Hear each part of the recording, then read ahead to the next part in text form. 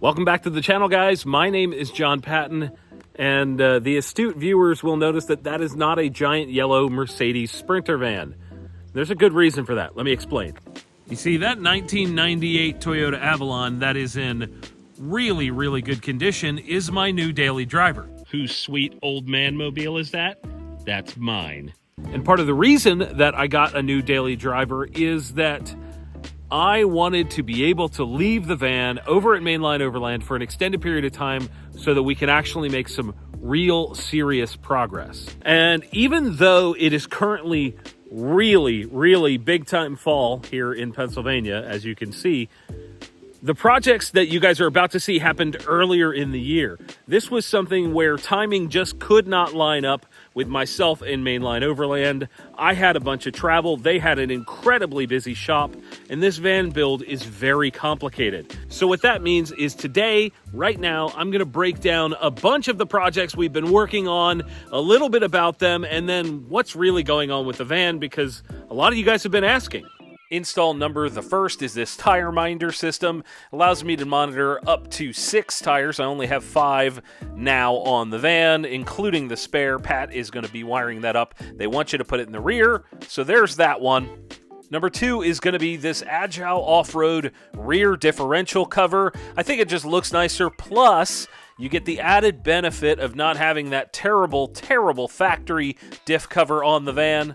I went with this over a rear skid plate because from what I'm told, those can collect debris and actually hold heat into the system, which is obviously not ideal. So we swapped that out, and here's the result.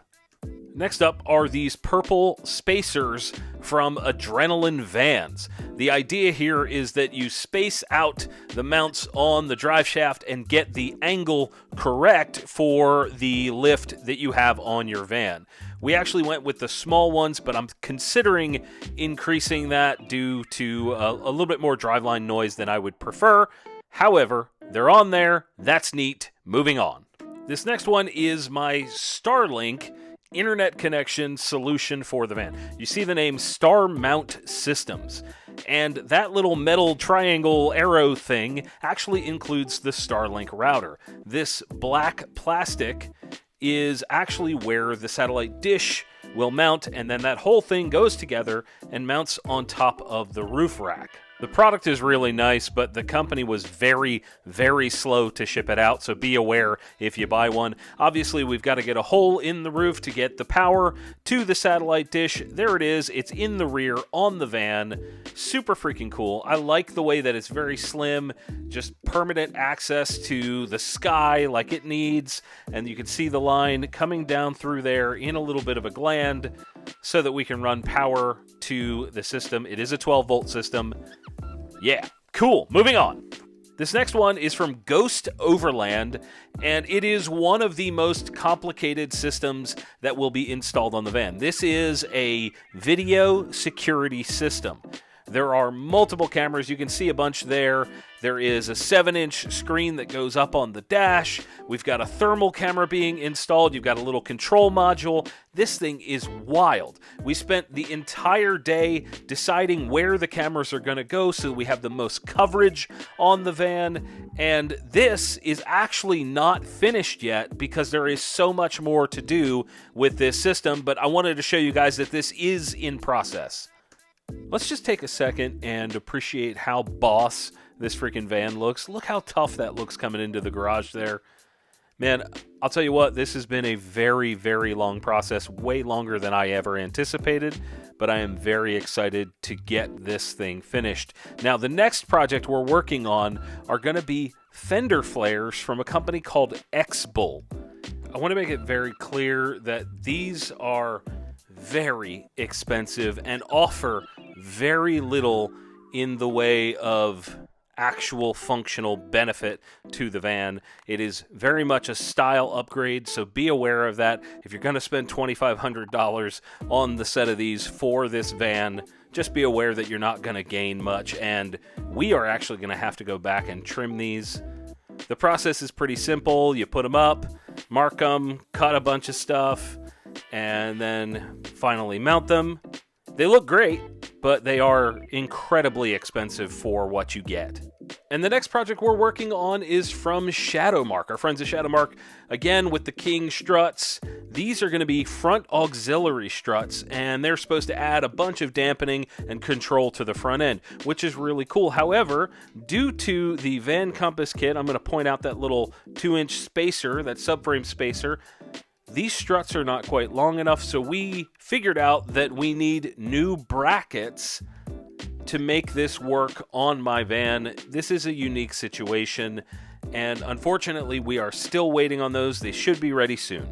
So in terms of projects, there's been a lot of progress this year so far.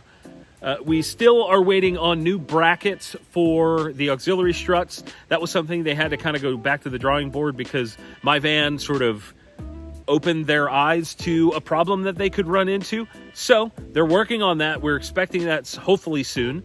The other issue is that those fenders need to be trimmed. I mentioned that, but I think that's kind of ridiculous. I don't have the biggest tire that you can put on the van. I have 34s, not 35s, and there's still a good amount of trimming that needs to be done to fit properly, which I don't kind of get. They're supposed to be oversized fenders, and they don't necessarily work with larger tires, which is kind of dumb in my mind. Anyway, that's another rant for another day. How the van industry just loves to take money from people just without thinking products through all the way. That's a whole nother rant. Good God, it is frustrating with some of the stuff that I've run into and some of the questions I've asked that people don't have answers for. But in terms of where the van is, it's currently living over at Mainline Overland. And the reason for that is because the interior kind of has to happen all at the same time. All those projects rely on one another to be completed, right? Like, you have to do this before you can do this and blah, blah, blah, blah, blah. I won't bore you with it. But right now, it is living at Mainline Overland. Thankfully, I've got the Avalon. And they are just knocking out project after project, just leaving the van torn apart. That way, it's not like me driving it over there, then having to complete it, so it has to go home and blah, blah, blah. That doesn't have to happen anymore. So, we are kind of in a holding pattern. There is progress being made. I actually spoke with Joe over there earlier today, and he sent me this picture of the cabinets just being dry fit. They're working on power system, they're working on the water system, the security camera system, just all of these things, all of the interior bits going together, they're working on it. So I really don't know when the van is going to get done because some of these projects may take longer. A lot of this stuff is custom or semi-custom. So it's requiring solutions that aren't just able to be slapped together. And to be fair, Mainline Overland is not a custom van builder. That's not what they do. So this project is a lot bigger than any of us ever anticipated. Like, we had a conversation, like kind of a come to Jesus all together of like, hey, how do we finish this? And it was, we all kind of agreed. I brought up the fact that this is a lot more than I thought they took, or they intended to take on, and they agreed. Like, this is just a much bigger project than any of us agreed on originally, because we didn't know what was coming, but I digress. At the end of the day, progress is being made, and that's really what I care about. I told them a very long time ago, and I still firmly believe this. It's not about getting the van done. It's about getting the van done right. It has to be done the right way. And if that means it takes a little bit of longer time, if that means they need it a little bit longer, then so be it. So I have to wait a little bit longer, as long as the van is done right, so I can go out and have a good time and bring you guys on adventures and all that sort of stuff. Then that's what has to be done. And that being said, guys, if you are enjoying the build series, make sure you leave a comment down below. Let me know what you guys are thinking. If there's anything specific you have questions about, I am all ears. I'm always available for you guys. I appreciate you watching. I appreciate everybody giving a shit about this. It's a long, long process. So thank you for sticking with me. And as always, guys, thank you all for watching. We'll see you soon.